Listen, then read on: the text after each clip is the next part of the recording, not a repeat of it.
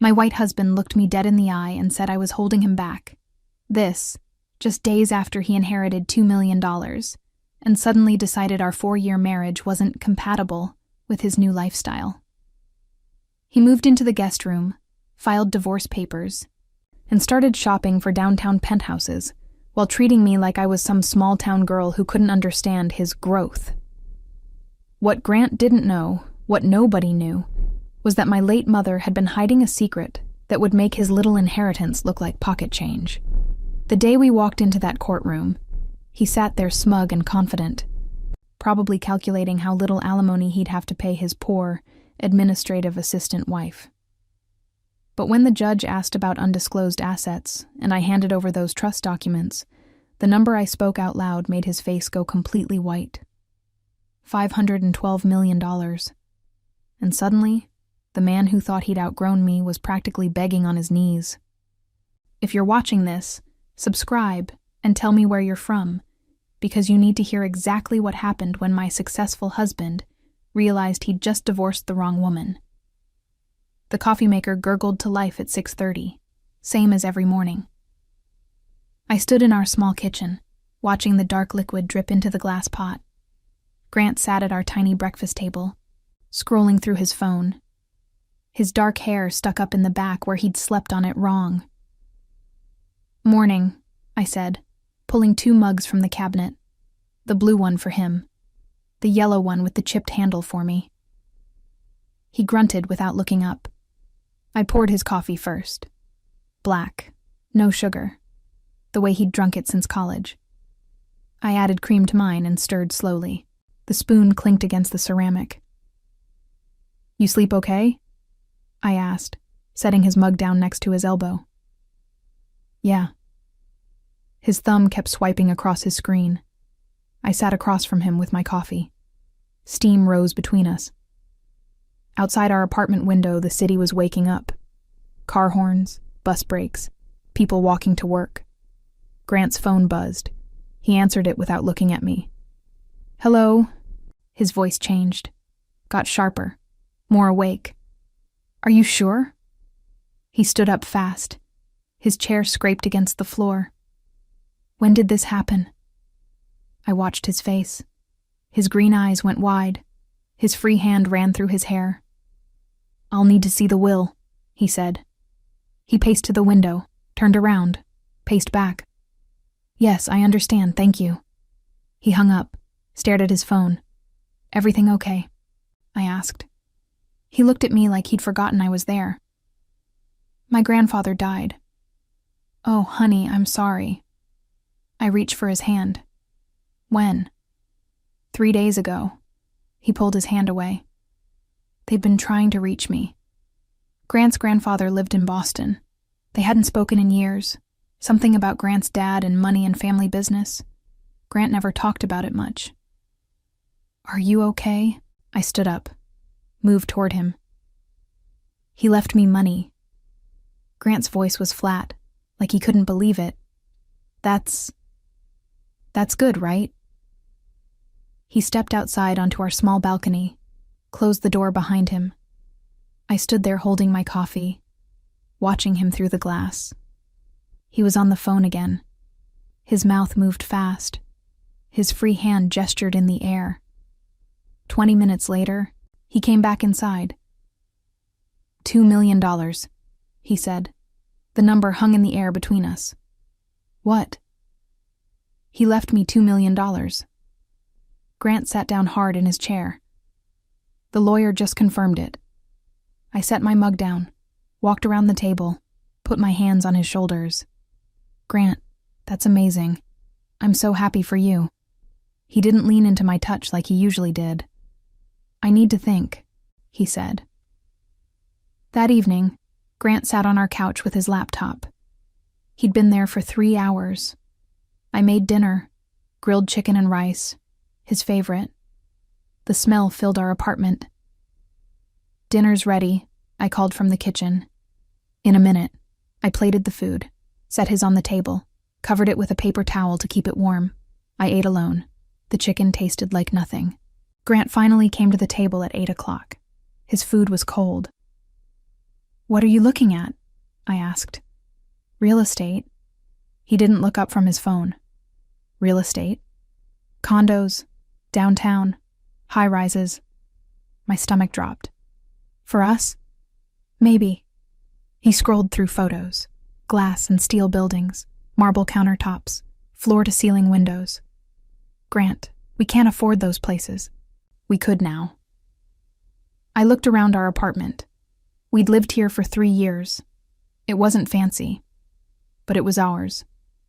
I'd painted the walls myself, soft gray in the bedroom, warm yellow in the kitchen. Grant had built the bookshelves by the window. I thought we were happy here, I said. He finally looked at me.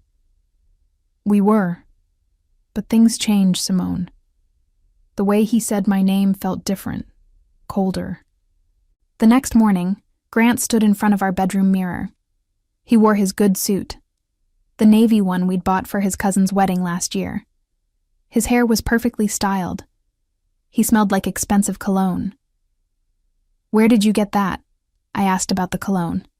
Bought it yesterday. He'd never worn cologne before. Said it gave him headaches. His phone rang. The name on the screen said Mom. Hi, Mother. His voice was different again. Formal. Yes, I got your message. He walked to the window. Tonight would be fine. I listened from the bed. Diana Whitmore called maybe 3 times a year, usually on Grant's birthday and Christmas, sometimes Easter. 7 o'clock. Yes. He paused. Just me tonight? Simone has work things. I didn't have work things. I worked as an administrative assistant at a law firm. 9 to 5. No overtime, no evening events. Okay. See you then. He hung up. Your mom wants to celebrate? I asked. Something like that. Should I come? I could call in sick tomorrow if we're out late. Grant adjusted his tie in the mirror. She thought it might be better. Just family tonight. Family. I'd been his wife for 4 years. We'd dated for 2 years before that. Oh, okay. He kissed my forehead on his way out. Quick. Distracted.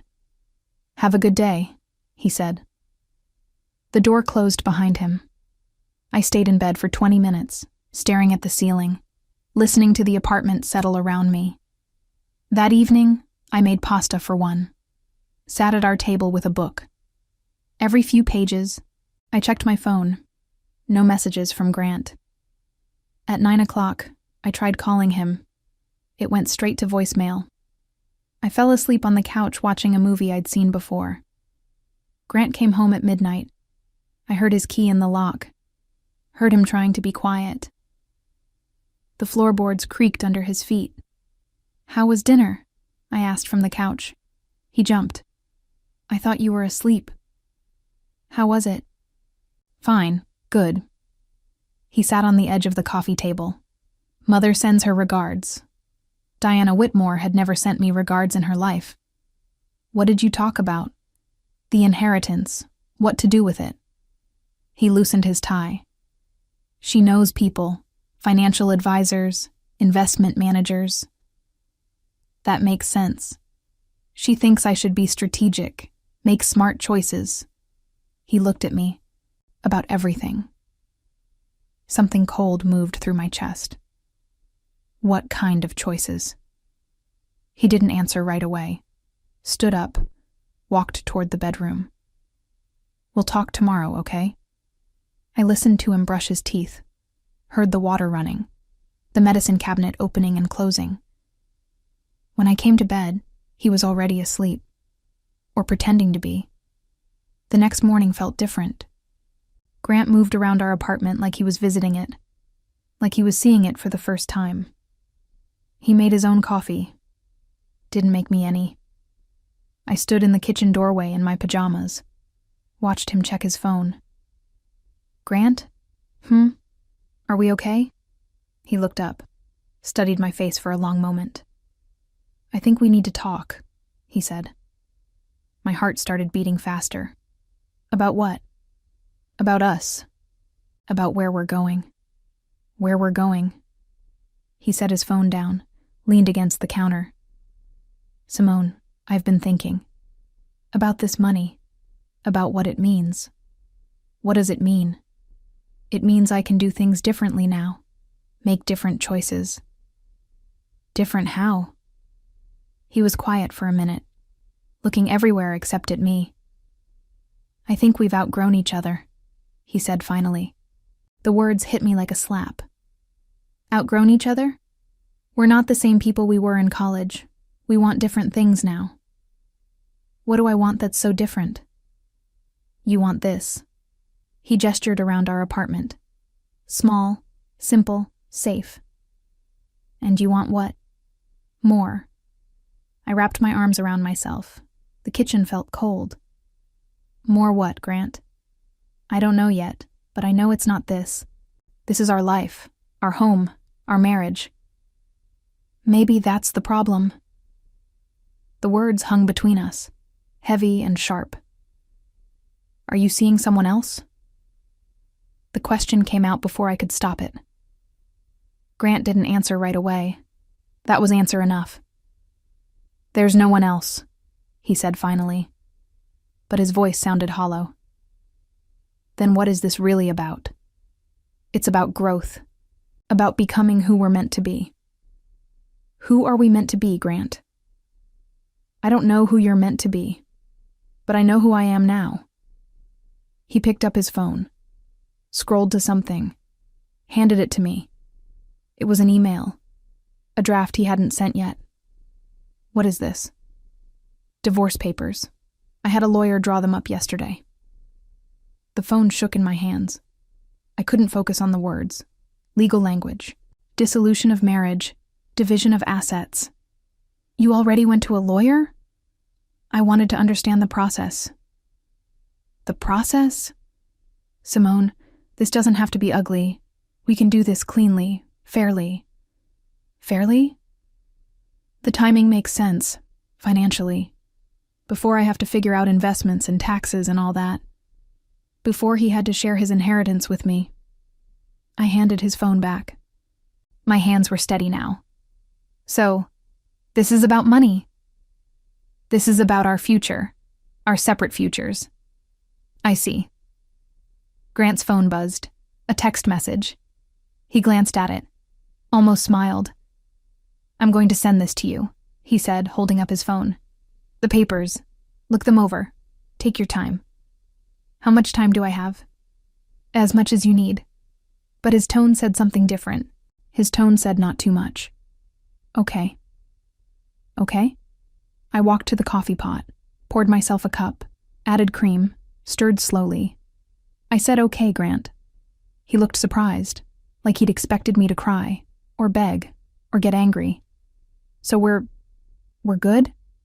I turned around, looked at him, really looked at him.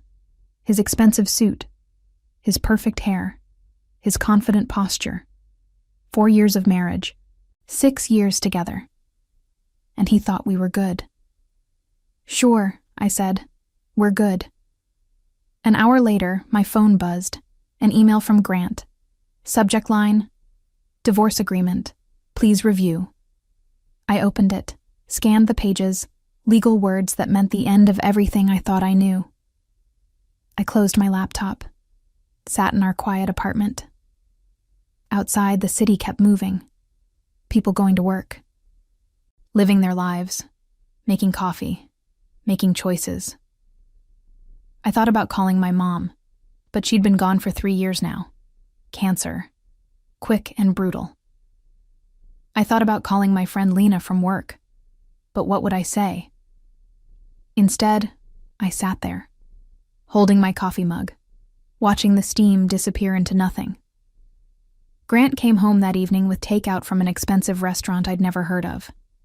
He set the bag on our kitchen counter like it was a peace offering. I thought we could talk more, he said. About what? About how to make this work, the divorce, the transition. I opened one of the containers, seared scallops with something green and leafy. It smelled like money. This is nice, I said. I wanted tonight to be civilized. Civilized. Like we were diplomats negotiating a treaty. We ate at our small table, the same table where we'd shared 1,000 meals, where Grant used to tell me about his day, where I'd helped him study for the bar exam, where we'd planned our small wedding. The lawyer said this could be simple, Grant said between bites. No kids, no shared property except this place. Right, simple. You could keep the apartment, if you want. I'll help with the mortgage until you can refinance on your own. How generous. He'd help me keep the home we'd built together. That's thoughtful, I said. Grant relaxed, smiled for the first time in days. I knew you'd understand. This is why I married you, Simone. You're so reasonable. Reasonable, like it was a compliment. After dinner, Grant went back to his laptop. More real estate browsing. I cleaned up the expensive takeout containers, washed our dishes, wiped down the counter. Normal things, routine things, things that felt impossible and ordinary at the same time. Before bed, I checked my email one more time. The divorce papers were still there. Still real. I clicked reply, typed 3 words, received, will review. Sent it. Grant was already asleep when I got to our bed. He'd turned away from my side. His breathing was deep and even. I lay there in the dark, listening to him sleep, thinking about trust funds and inheritance and the smell of expensive cologne, thinking about my mother, about secrets she'd kept, about papers hidden in safety deposit boxes, about how some surprises take time to reveal themselves. Tomorrow I would make some phone calls. Tonight, I would sleep next to my husband one more time. 3 days later, Grant moved his clothes to the guest room. He did it while I was at work. Came home to find his side of our closet empty. His cologne bottles gone from the bathroom counter. He left a note on my pillow. Thought this would be easier for both of us. Easier. Like we were roommates whose lease was ending. I stood in our bedroom doorway that night, watching him arrange his shirts in the small guest room closet, the room we'd used for storage, for Christmas decorations and old books and wedding gifts we'd never opened. You comfortable in there? I asked. He turned around. Smiled like he was talking to a coworker. It's fine. Just temporary anyway. Temporary until he found his downtown high-rise, until he started his new life without me. Right. Simone, I know this is awkward, but we're adults. We can handle this maturely. Maturely, like I was a child who might throw a tantrum. Of course. That night, I lay in our bed alone. The sheets felt too big, too empty. I could hear Grant moving around next door, talking on the phone in low voices, laughing sometimes. I'd never heard him laugh like that with me. The next morning, my phone rang while I was getting ready for work. Unknown number. Ms. Harris? Yes? This is Patricia Collins from Jameson Trust Management. I'm calling about the Evelyn Harris Irrevocable Trust. My mother's name hit me like ice water. I'm sorry, what? Your mother established a trust in 1995. You're listed as the sole beneficiary. We've been trying to reach you for several weeks. I sat down hard on my bed. I don't understand. My mother died 3 years ago. Yes, ma'am. I'm very sorry for your loss. The trust has specific instructions about when to contact you. Your recent change in marital status triggered those instructions. My what? You filed a petition for divorce yesterday, correct? I hadn't filed anything. Grant must have started the process. How do you know that? We monitor certain legal filings. It's part of our obligation to protect trust assets during major life events. Trust assets. My mother had never mentioned any trust. I think you have the wrong person, I said. Simone Marie Harris, born June 15, 1993. Mother Evelyn Ruth Harris, deceased April 2021. The dates were right. Everything was right. Yes, but... Ms. Harris, I think we need to meet. Are you available this afternoon? Patricia Collins worked in a glass building downtown, the kind Grant had been looking at online. The elevator was silent and fast. The hallways smelled like expensive carpet and fresh flowers. Her office had floor-to-ceiling windows, a view of the city that cost more than I made in a year. "Please sit down." She was a small woman with gray hair and kind eyes. "Can I get you some water? Coffee?" "I'm fine." I wasn't fine. My hands were shaking. She opened a thick folder on her desk. "Your mother was a very private woman. Very careful. She came to us when you were 2 years old. Came to you for what? To establish a trust that would protect you, and to make sure you never felt different because of money. Protect me from what? From people who might want to use you, hurt you, take advantage of your wealth." Wealth. The word didn't make sense. "Ms. Collins, my mother was a teacher. We lived in a 2-bedroom apartment. She bought groceries with coupons." Patricia smiled. "Your mother was very good at hiding things." She turned her computer screen toward me, showed me a web page full of numbers. "The trust was established with $10 million. Your mother's inheritance from her own parents." The numbers on the screen were impossible. Too many zeros. That can't be right. "The trust has been carefully managed for 29 years. Conservative investments, steady growth, no withdrawals except for your education expenses." More numbers appeared on the screen. Bigger numbers. "What are you saying?" "I'm saying the Evelyn Harris Irrevocable Trust is currently valued at $512 million. The office went quiet. I could hear my heart beating. 500 million, yes. I stared at the screen, at the numbers that didn't make sense, at my mother's name in official legal language. "Why now?" My voice came out like a whisper. "Why tell me now?" "Because you're getting divorced. And in divorce proceedings, all assets must be disclosed. All assets, including money I'd never known existed." "I have to tell Grant about this?" Patricia's expression changed, got more serious. "Ms. Harris, this is your money, your decision. But yes, legally, it must be disclosed during divorce proceedings." I thought about Grant in his expensive cologne, shopping for downtown condos, treating me like I was something he'd outgrown. What happens if I don't tell him?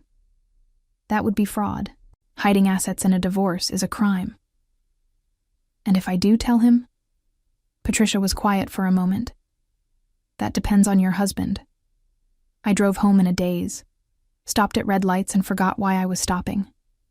Parked in our apartment complex and sat in my car for 20 minutes. $500 million.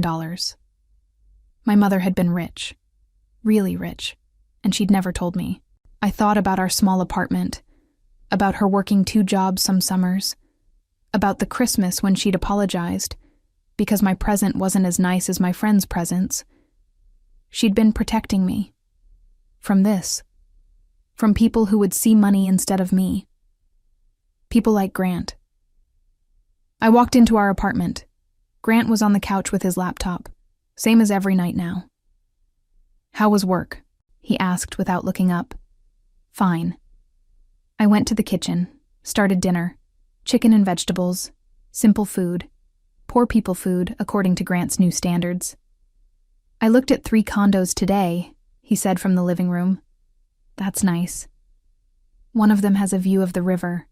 2 bedrooms, 2.5 baths. 2 bedrooms, one for him, one for his new life. Sounds expensive. Not when you think about it as an investment." I chopped carrots. Thought about investments. About money growing in accounts I'd never known existed. "Grant? Yeah? What if I told you I had money?" He laughed. Actually laughed. "What kind of money?" "Real money. Serious money. Simone, you make $35,000 a year.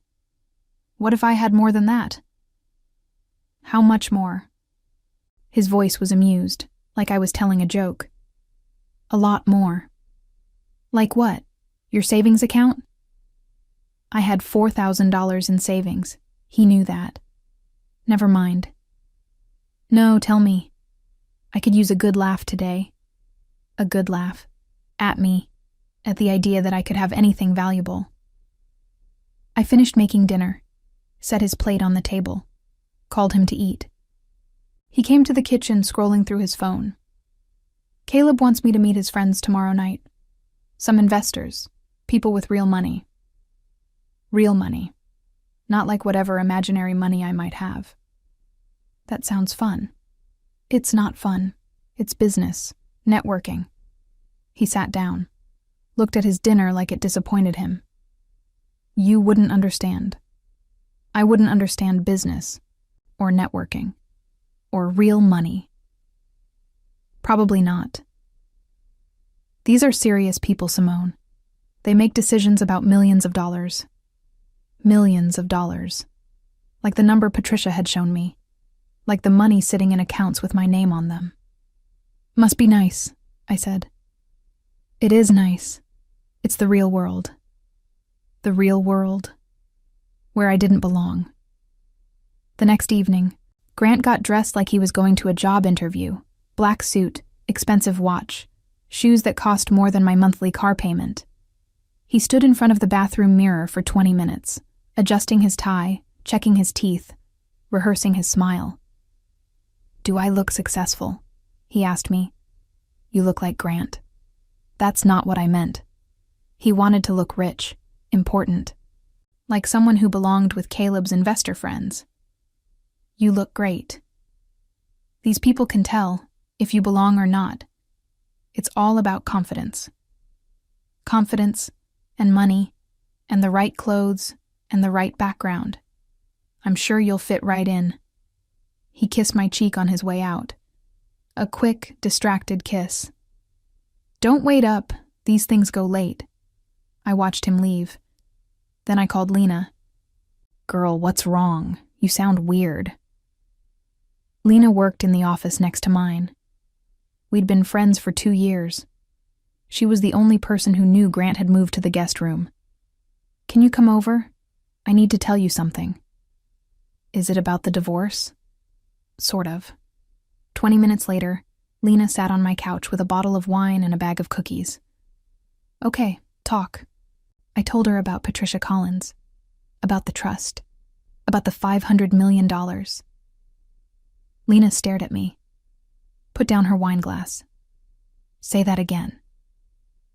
$500 million. Your mama left you $500 million? She didn't leave it. She had it the whole time. And you never knew? Never had a clue. Lena was quiet for a long time. Then she started laughing. Oh, honey. Oh, sweet honey. What's so funny? Grant doesn't know, does he? No. And he's divorcing you because he thinks you're poor. Pretty much. Lena laughed until she cried. Then she got serious. Simone, what are you going to do? I don't know. Are you going to tell him? I thought about Grant at his fancy dinner. Meeting his fancy new friends. Learning how to be rich. I have to. In court. It's the law. But you don't have to tell him before court. No, I don't. Lena leaned forward. Then don't. Grant came home at 2 a.m. I heard his key in the lock. Heard him trying to be quiet. I pretended to be asleep. He went straight to the guest room. I heard him on the phone. Diana, I know it's late. His voice was excited, happy. The dinner was incredible. You were right about everything. I lay in the dark, listening to my husband talk to his mother about his new life. These people, they understand ambition. They understand growth. A pause. No, she doesn't get it. But that's okay. Some people are meant for different things. Different things. Like small apartments and simple dinners and reasonable expectations. The divorce papers are filed. It should be quick. Another pause. I know. It's for the best. For everyone. For everyone. including me, apparently. He talked for another 10 minutes, about investments and opportunities and becoming the person he was meant to be. When he finally hung up, I was wide awake. I thought about my mother, about the secrets she'd kept, about the money she'd hidden to protect me, about how sometimes protection meant letting people show you who they really were. A week later, we went to the courthouse together. Grant wore his best suit. I wore a simple blue dress. We sat in the waiting area outside family court. Grant checked his phone every 30 seconds. "Nervous?" I asked. "Just want to get this over with." Right. Our names were called. We stood up, walked into a small courtroom with wood paneling and fluorescent lights. The judge was a woman in her 60s with silver hair and tired eyes. "This is a preliminary hearing for dissolution of marriage," she said. "Both parties are present and represented." Grant had hired a lawyer, a man in an expensive suit who looked like he charged by the minute. I represented myself. I'd read the papers, understood the process. "Mr. Whitmore," the judge said, "you're filing for divorce on grounds of irreconcilable differences?" "Yes, Your Honor." "And you're seeking an equitable division of marital assets?" "Yes, Your Honor." The judge looked at her papers. "I see here that you recently inherited a substantial sum. $2 million? "Yes, Your Honor. But that was after separation. It's not marital property." "I understand." The judge looked at me. "Ms. Harris, do you contest the characterization of this inheritance?" "No, Your Honor." Grant's lawyer smiled. This was going exactly as they'd planned. "Are there any other assets to be disclosed?" the judge asked. This was it. This was the moment. I looked at Grant. At his confident smile. At the way he sat in his chair like he owned the room. "Ms. Harris?" the judge said again. "Yes, Your Honor. There are other assets." Grant frowned. His lawyer looked confused. "What assets?" the judge asked. I reached into my purse, pulled out the trust documents Patricia had given me. A trust established by my mother in 1995. Grant leaned forward, whispered something to his lawyer. "What is the value of this trust?" the judge asked. I looked at Grant one more time, at the man who'd decided I wasn't worth his new life. $512 million, Your Honor. The courtroom went completely silent. Grant's mouth fell open. His lawyer dropped his pen. The judge raised her eyebrows. "Could you repeat that, Ms. Harris?" $512 million. Grant made a sound, like air being let out of a balloon. The judge looked at the trust documents, flipped through pages, studied the numbers. "This trust predates your marriage?" "Yes, Your Honor, by 17 years. "And it's irrevocable?" "Yes, Your Honor." The judge was quiet for a long moment, reading, thinking. Grant stared at me like he'd never seen me before. "Your Honor," his lawyer said finally, "we'll need time to review these documents." "I'm sure you will," the judge said. "This hearing is continued for 30 days to allow both parties to review all financial disclosures." She set down her papers. Court dismissed. I stood up, collected my purse, walked toward the door. Behind me, I heard Grant whisper my name. I didn't turn around. I walked out of the courthouse into bright sunlight. My heels clicked on the concrete steps. Behind me, I heard footsteps running. "Simone, wait!" Grant's voice, loud and desperate. I kept walking toward my car. "Simone, please." He caught up to me in the parking lot, grabbed my arm. I turned around. His face was pale. His perfect hair was messed up where he'd run his hands through it. $500 million? His voice cracked. 500 million? "Yes." "You've had that money this whole time?" "I didn't know about it until last week." "You didn't know?" He let go of my arm, stepped back. "How do you not know about $500 million? My mother kept it secret." Grant stared at me, like I was a stranger, like I was someone he'd never met. Your mother was a teacher. Yes. She drove an old Honda. Yes. She lived in that tiny apartment. Yes, Grant. She did all those things. But she was rich. Her parents left her money. She never touched it. Never told me about it. Grant ran both hands through his hair, walked in a circle, came back. This changes everything, he said. Does it? Of course it does. Simone, we can work this out. We can fix this. Fix what? Our marriage. This whole divorce thing. He moved closer. We were just going through a rough patch. All couples do. A rough patch. That's what he called abandoning me the moment he got money. Grant, I made a mistake. I see that now. I got caught up in the money, in what other people were saying. What other people? My mother, Caleb. They made me think. He stopped, shook his head. It doesn't matter what they said. What matters is us. Us. The word felt strange coming from his mouth. I need to go, I said. Go where?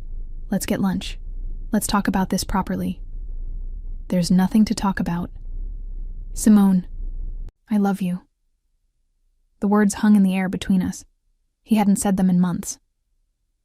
I love you, he said again. I never stopped loving you. You moved into the guest room. I was confused.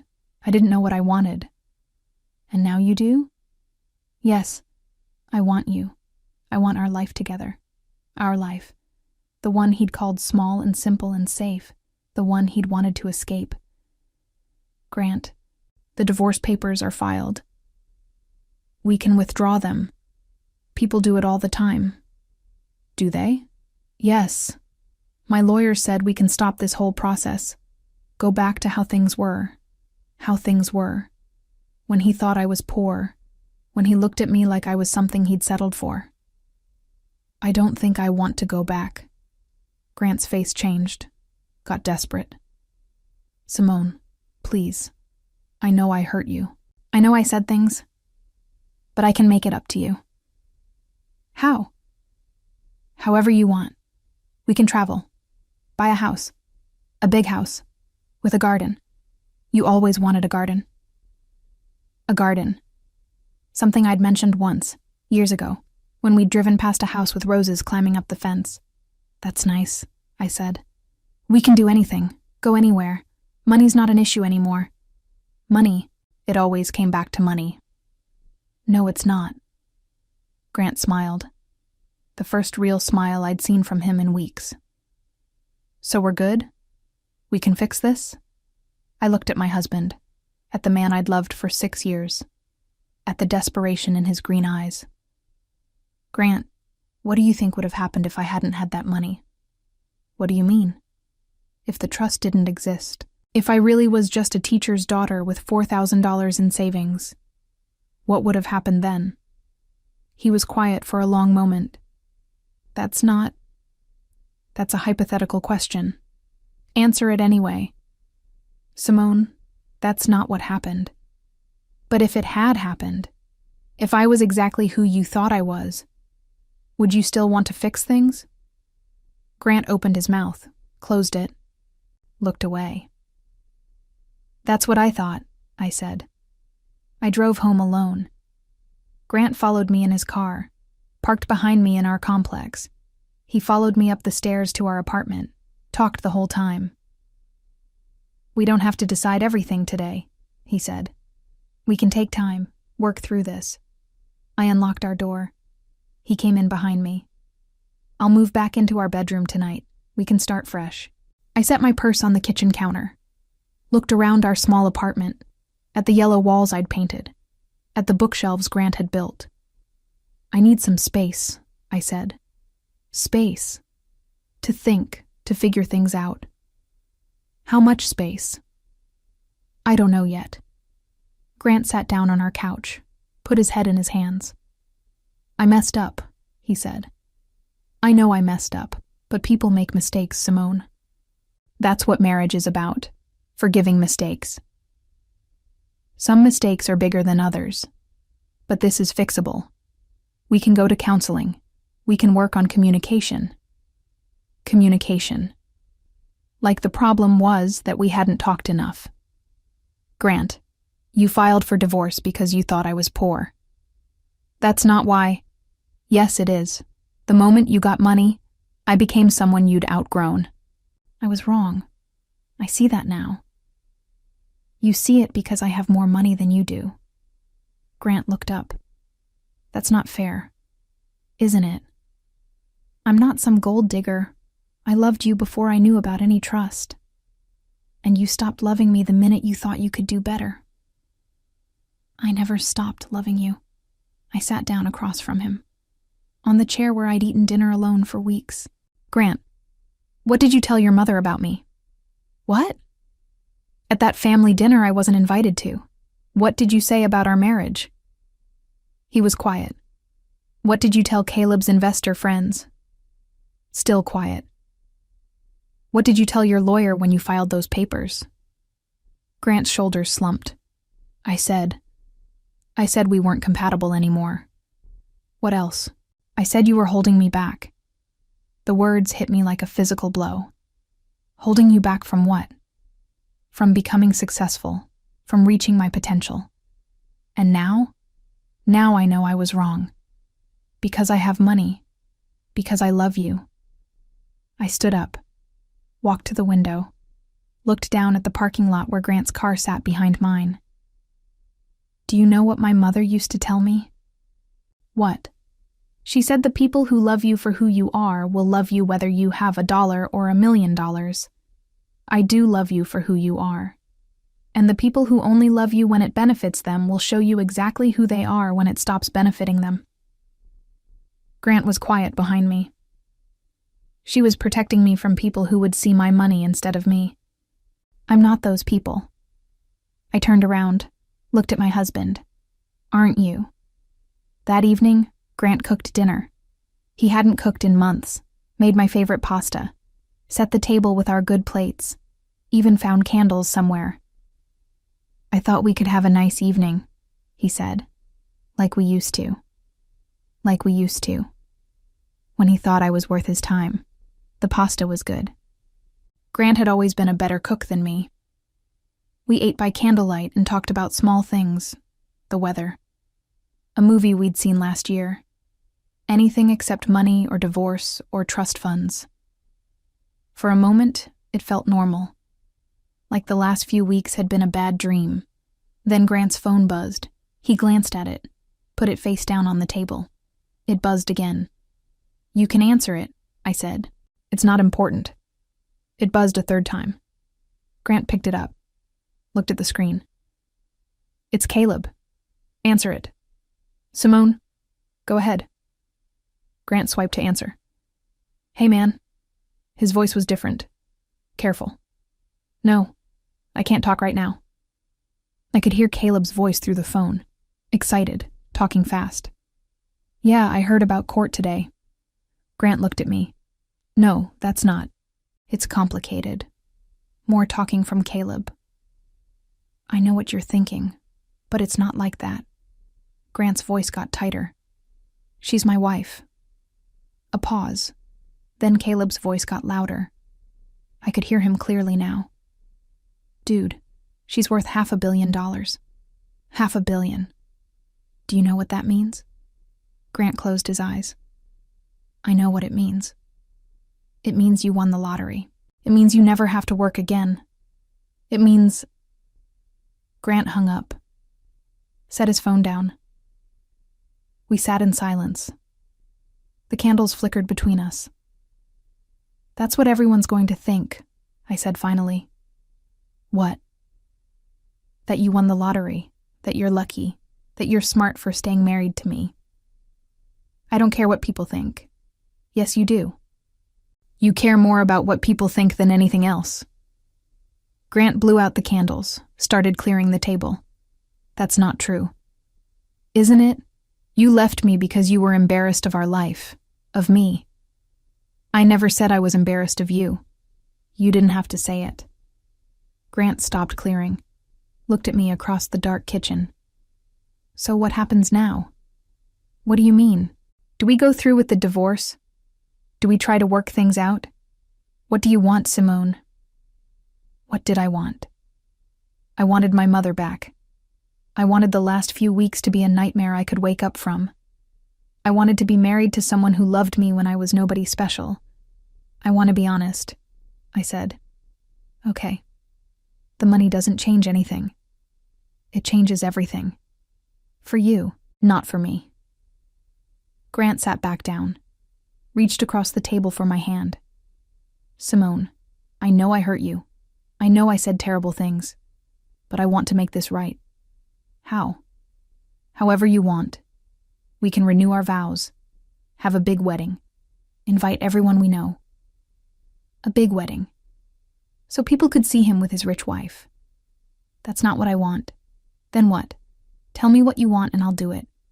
I pulled my hand away. I want you to have wanted to fix things yesterday, before you knew about the money.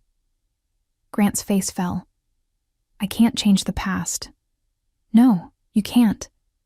But I can change the future. Can you? Yes. I can be better. I can be the husband you deserve. The husband I deserved. Not the husband he wanted to be when I was poor.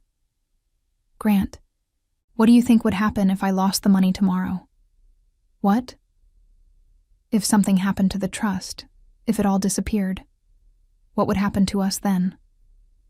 Grant was quiet for a long time. That's not going to happen. But if it did, why are you asking me this? Because I need to know. Grant stood up, walked to the window, looked out at the parking lot. I would stay, he said finally. I would stay because I love you. Would you? Yes. But his voice was uncertain, like he was trying to convince himself. I don't think you would, I said. Grant turned around. You don't trust me. Should I? I'm your husband. You're the man who filed for divorce a week ago. That was different. That was before you knew I had money. Grant sat down, put his head in his hands again. I don't know how to fix this. You can't. There has to be a way. Grant, some things can't be fixed. Some things are just broken. He looked up at me. His green eyes were red around the edges. Are we broken? I thought about trust funds and inheritance and expensive cologne, about feeling like a stranger in my own marriage, about lying awake listening to my husband plan his life without me, about the moment in court when his face changed, when he realized I wasn't who he thought I was, about how that moment should have felt like victory, but instead felt like the saddest thing in the world. Yeah, I said quietly. I think we are. Grant nodded slowly, like he'd known but hoped I wouldn't say it out loud. So we go through with the divorce. Yes. And the money? The money is mine.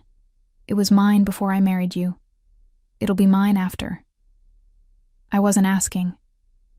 I don't want your money, Simone. I know you don't want it. You want me to have it. Grant was quiet.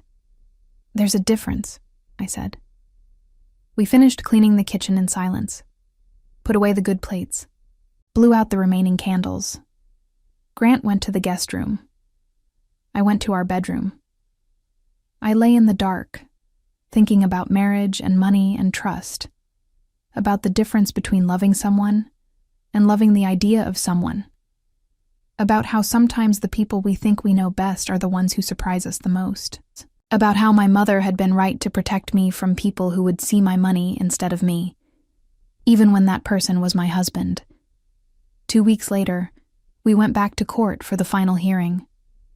Grant wore a different suit this time. Simpler. Less expensive.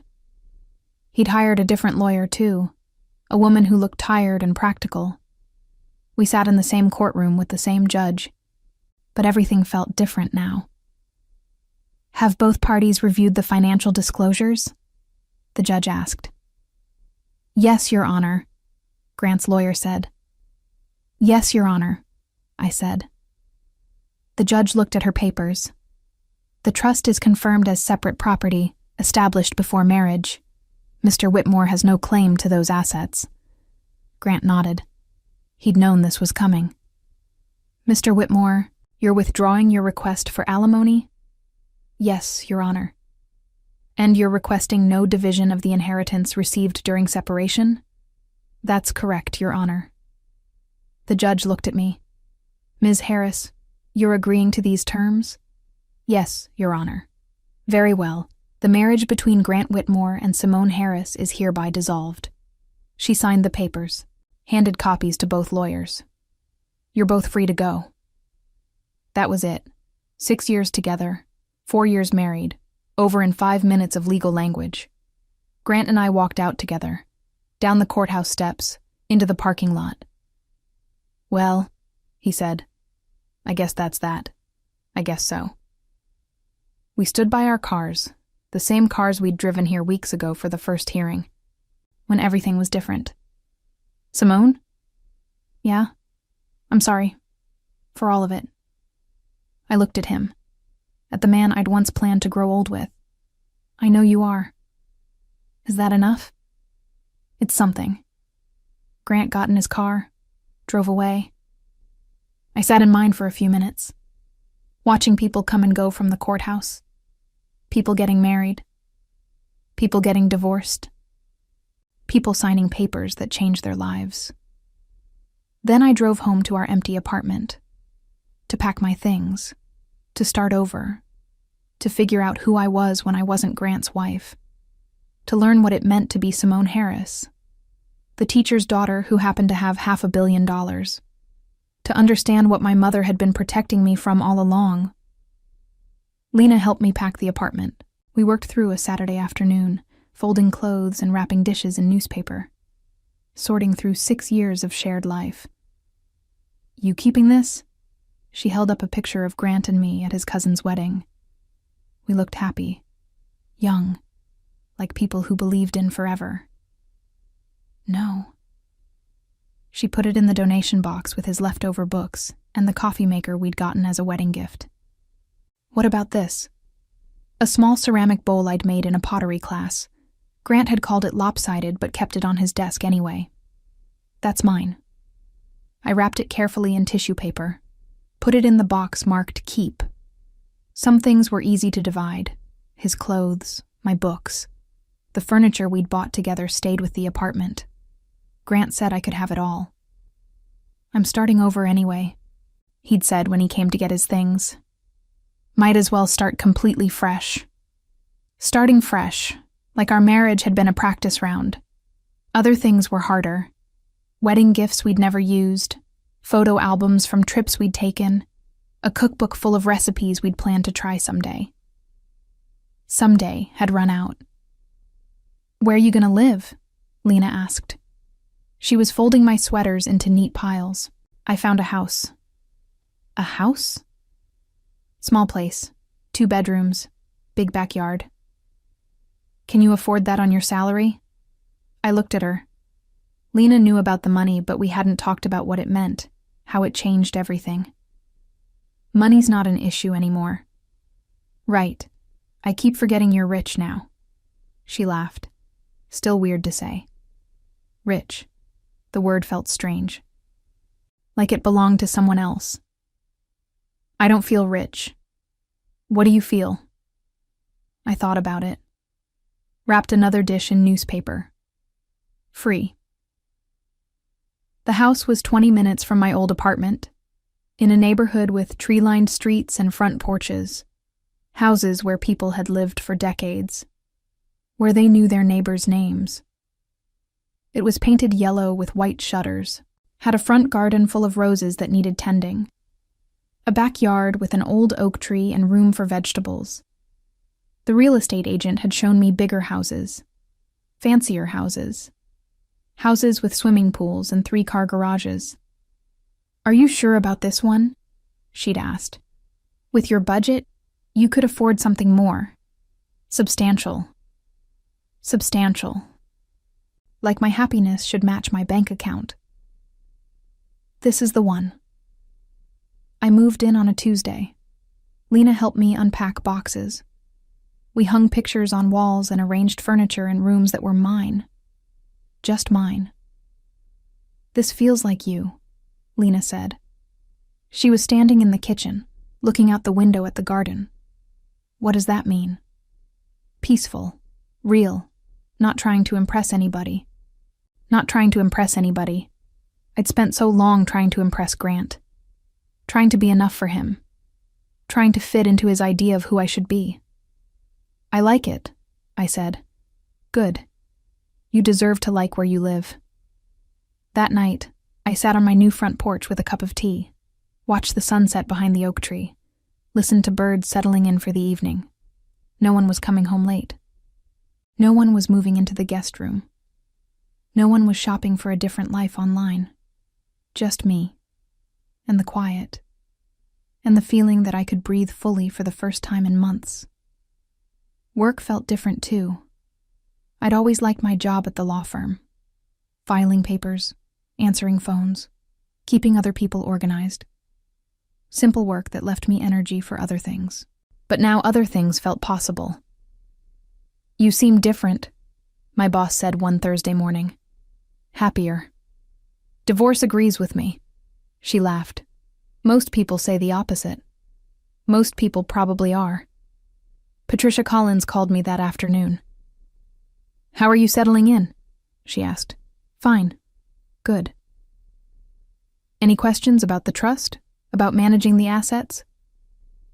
Managing assets, like I was running a corporation instead of trying to figure out my life. Not yet. The money is yours to use however you want.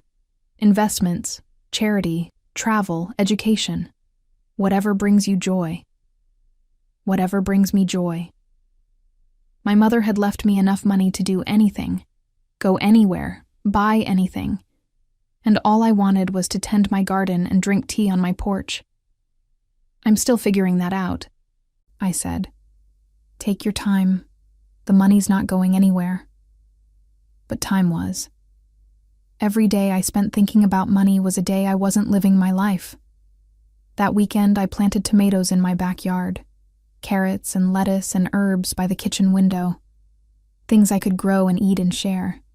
I worked until my hands were dirty and my back was sore, until sweat dripped down my face and my muscles remembered what it felt like to be tired from something good.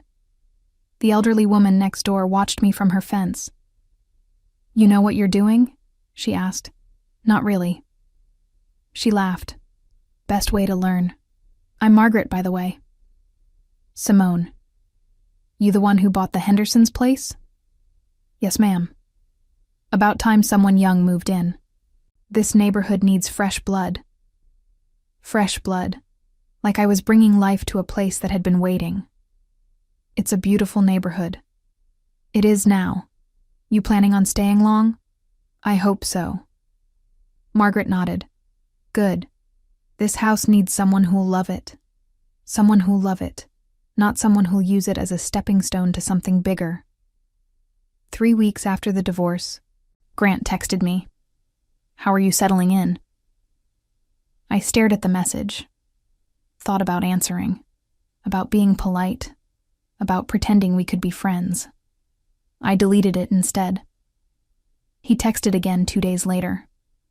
"Saw you at the grocery store but didn't want to bother you. You looked happy." I'd been buying seeds for my garden, talking to the woman at the checkout about the best time to plant sunflowers. I deleted that message too. The third text came a week later. "I drive by your neighborhood sometimes. The house looks good." This time I answered, "Please don't." He didn't text again. Lena came for dinner on a Friday night. I cooked pasta with herbs from my garden. We ate on the back porch as the sun went down. "This is nice," she said. "Peaceful." "Yeah? You miss him?" The question I'd been avoiding, even from myself. I miss who I thought he was. That's not the same thing. No, it's not. Lena twirled pasta around her fork. "You know what I think?" "What?" "I think he did you a favor. By divorcing me? By showing you who he really was before you wasted more time on him." "More time. Like the 6 years we'd had together were already wasted. Maybe they were. Or maybe they were practice. Learning what I didn't want, what I wouldn't accept. Your mama was smart, Lena said, hiding that money, letting you find out who people really are. She was protecting me, from men like Grant, from anyone who would see the money instead of me. Lena nodded. And now you know. Now I knew.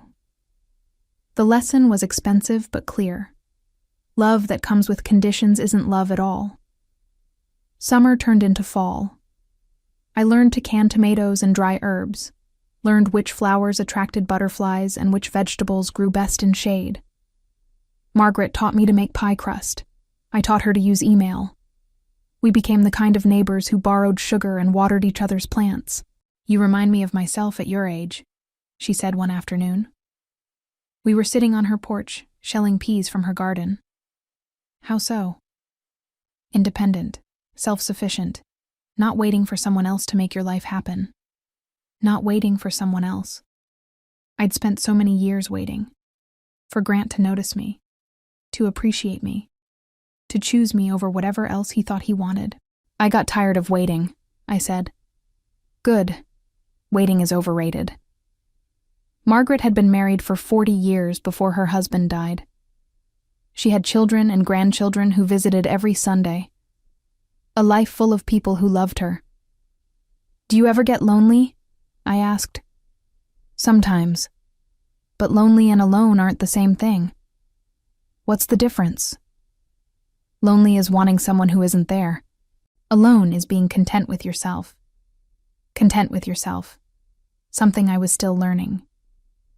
On Thanksgiving, I volunteered at the community center, served food to families who needed it, talked to kids who were excited about turkey and mashed potatoes. A little girl with braids and a gap-toothed smile helped me carry plates. Are you thankful for anything?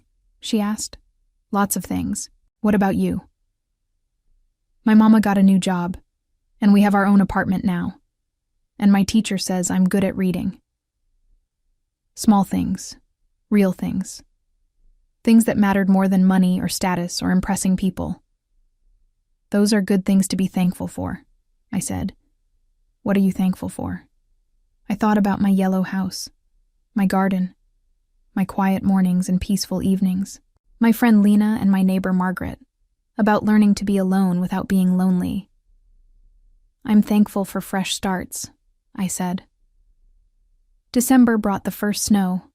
I watched it fall from my kitchen window while I made coffee. Big, soft flakes that covered my garden and made everything quiet. The roses were sleeping under white blankets. The vegetable beds were empty and resting, waiting for spring to begin again. My phone rang. Patricia Collins. How are you, dear? Good. Really good. I'm glad to hear it. I have some paperwork for you to review. Tax documents, investment reports. Nothing urgent. Okay. Simone, can I ask you something? Sure. Are you happy? The question surprised me. Why do you ask? Because your mother wanted you to be happy, not just financially secure. Happy. Happy. Such a simple word for such a complicated feeling. I think I am, I said, or I'm learning how to be. Good. That's what she would have wanted. After I hung up, I thought about my mother, about the choices she'd made, the secrets she'd kept, the trust she'd built to protect me, about how protection sometimes meant letting people make their own mistakes, learn their own lessons, about how the greatest gift she'd given me wasn't money. It was the chance to discover my own worth. That afternoon, I was raking leaves in my front yard when a familiar car drove by. Slowly, like the driver was looking for something. Grant's car. He didn't stop, didn't wave, just drove past and kept going. I kept raking, piling leaves into neat stacks, getting ready for winter. Margaret came out to get her mail. Friend of yours? She asked, nodding toward the street where Grant's car had disappeared. Ex-husband. Ah, the one who didn't appreciate what he had. I looked at her. How do you know that? Honey, if he'd appreciated you, he'd still be here, and you wouldn't be glowing like you do now. Glowing. Like happiness had changed something in my face. I don't know about glowing. I do. You look like a woman who knows her worth.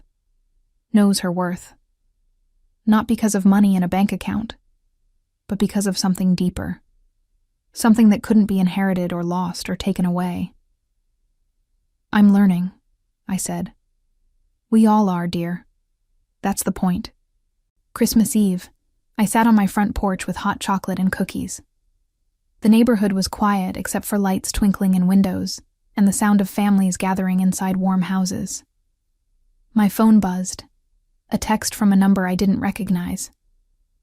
Merry Christmas, Simone. I hope you're well. Grant. He'd gotten a new phone, a new number, but he still had mine. I looked at the message for a long time. Thought about answering. About wishing him well, too. Instead, I deleted it. Blocked the number. Some chapters needed to stay closed. New Year's Eve, Lena came over with champagne and Chinese takeout. We ate on my couch and watched old movies until midnight.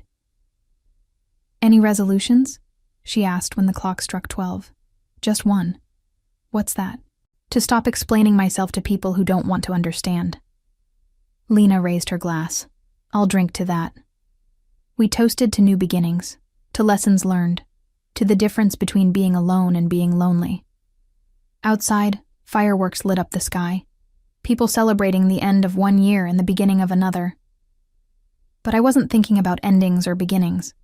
I was thinking about middles, about the quiet moments between big events, the ordinary days that made up a life, about coffee in the morning and gardens in the afternoon, about neighbors who became friends and friends who became family, about learning that happiness didn't come from having more. It came from needing less. From knowing that love that had to be earned wasn't love at all. From understanding that my worth wasn't determined by who wanted me, but by who I chose to be when no one was watching. Spring came early that year. The roses woke up green and eager. The vegetable beds called for seeds and attention. I spent my mornings in the garden and my afternoons reading on the porch. Simple pleasures that felt like luxury because I'd chosen them freely. One Saturday, I was planting flowers when a car pulled into my driveway. Not Grant's car. A different one. A woman got out, middle-aged with kind eyes and nervous hands. Simone Harris? Yes? I'm Diana Whitmore, Grant's mother. Grant's mother, standing in my driveway like she belonged there. Mrs. Whitmore. I hope you don't mind me stopping by. I got your address from... Well, it doesn't matter how. What can I do for you? She looked around my yard, at the flowers and the vegetable garden, at the yellow house with its white shutters. This is lovely, very peaceful. Thank you. May I? Could we talk? Just for a few minutes? I gestured to the chairs on my front porch. We sat down like we were having a normal conversation, like she hadn't spent years treating me like I wasn't good enough for her son. How is Grant? I asked, because it seemed like the polite thing to do. He's not well, Simone. I'm sorry to hear that. He made a terrible mistake. With you, with your marriage. A terrible mistake. Like it was an accident. Like he'd tripped and fallen into divorce papers. People make choices, Mrs. Whitmore. Grant made his. He was influenced by people who didn't have his best interests at heart. People like her. People like Caleb. People who thought money mattered more than loyalty. He's a grown man. He makes his own decisions. Diana was quiet for a moment, looked out at my garden. He's miserable, she said finally. I'm sorry. He realizes what he lost. Does he? Yes. He talks about you all the time. About this house. About how happy you look. Happy. There was that word again. I am happy. I can see that. Diana turned to look at me. You're glowing. The second person to tell me I was glowing. Maybe it was true. What do you want, Mrs. Whitmore? I want to apologize for the things I said, the advice I gave Grant. I thought... She stopped. Started again. I thought I was protecting him. From what? From making the same mistakes his father made, marrying for love instead of strategy. Strategy, like marriage was a business deal. How did that work out? I asked. Diana laughed, a bitter sound. Not well. His father and I have been married for 35 years. We barely speak. Barely speaking, but still married. Still keeping up appearances. I'm sorry. Don't be. It was my choice. She looked at me again. Grant is different. He loved you, really loved you. I was jealous of that. Jealous of what Grant and I had, of something she'd never experienced. Mrs. Whitmore. Would you consider seeing him? Just once? He's been asking. No. The word came out firm. Final. I understand you're hurt. I'm not hurt anymore. I'm done. But if you could find it in your heart to forgive, I have forgiven him.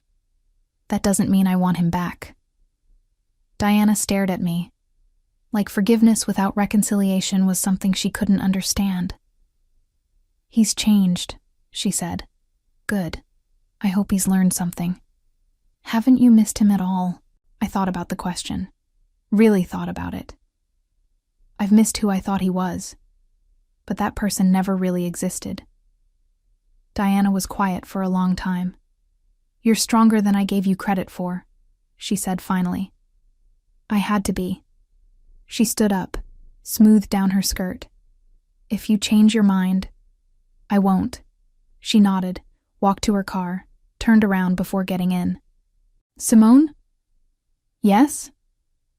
He was lucky to have you, even if he didn't know it at the time. Yes, I said. He was. That evening, I sat on my back porch watching the sunset, thinking about luck and love and second chances, about how some people spent their whole lives looking for happiness in other people, in money, in status, in things that could be lost as easily as they were found, and other people learned to find happiness in themselves, in simple things, in the knowledge that they were enough, exactly as they were. My phone buzzed. A text from Lena. Dinner tomorrow? I'm making your favorite. I texted back. Yes, I'll bring dessert.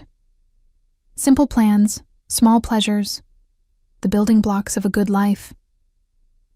I thought about Grant, somewhere in the city, miserable in his expensive condo, learning the difference between having money and being rich. I thought about my mother, about the trust she'd built to protect me, about the wisdom she'd shown in letting me discover my own strength. I thought about Diana, driving home to her loveless marriage, about choices that seemed smart at the time but left people empty for decades. And I thought about myself, sitting in my garden on a spring evening, financially secure but, more importantly, emotionally free. Free from needing anyone's approval. Free from explaining my worth to people who couldn't see it. Free from loving people who only loved me when it was convenient. The stars came out one by one. The neighborhood settled into evening quiet. Somewhere, a dog barked, a child laughed, a car door closed. Normal sounds. Real life happening all around me. I finished my tea. Went inside my yellow house with its white shutters and creaky floors and rooms that belonged only to me. Turned off the lights. Went to bed in sheets that smelled like lavender and contentment. Tomorrow I would tend my garden. Call my friend. Make simple choices that added up to happiness. Tomorrow Grant would wake up in his downtown condo and remember what he'd lost. But that wasn't my problem anymore. Some mornings he probably still thought about me, about the wife he'd thrown away for the promise of something better. Some mornings I thought about him too. But mostly, I thought about myself, about the woman I'd become, about the peace I'd found. About how the greatest revenge wasn't loudness or drama or proving anything to anyone. The greatest revenge was simply being happy. Being happy without him. Being happy because of who I'd learned I was when I was no longer trying to be who someone else needed me to be. Some mornings, he might drive by my neighborhood, might see me in my garden or on my porch, might see me glowing with the kind of happiness that comes from knowing your worth, might realize what he'd given up. But by then it wouldn't matter, because I'd already learned the most important lesson of all. True power isn't revealed when you win loudly. It's revealed when you no longer need to explain your worth to anyone who failed to see it in the first place. And I would never need to explain myself to Grant Whitmore again. I was free, and that was worth more than all the money in the world. The end.